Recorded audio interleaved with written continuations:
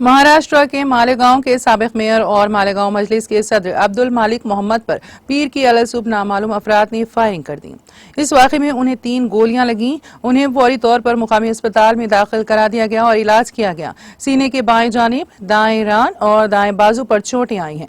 हालत तशवीशनाक होने की वजह से उन्हें नासिक के दूसरे अस्पताल ले जाया गया। अब्दुल मालिक मोहम्मद महाराष्ट्र मजलिस की शाह के एक अहम लीडर हैं।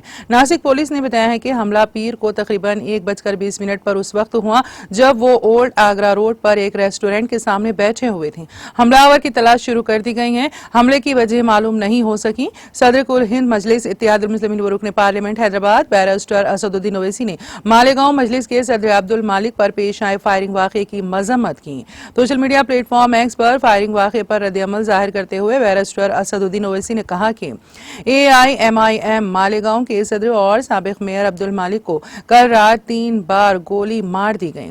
उन्हें इलाज के लिए नासिक ले जाया गया है। मैंने उनके भाई डॉक्टर खालिद से फोन पर बात की। हम अब्दुल मालिक के खानदान के साथ मजबूती से खड़े हैं। उन्होंने चीफ मिनिस्टर महाराष्ट्र एकनाथ शिंदे और रियासत की DGP को भी टैग करते हुए कहा है कि फायरिंग वाक़े पर फौरी इक़दाम करने चाहिए। ये एक साजिश है। कातिलों को जल्द अज जल्द गिरफ्तार किया जाए। महाराष्ट्र के मालेगांव के साबिक मेयर और मालेगांव मजलिस के सदर अब्दुल मालिक मोहम्मद पर पीर की अलसुब नामालूम अफराद ने फायरिंग कर दी।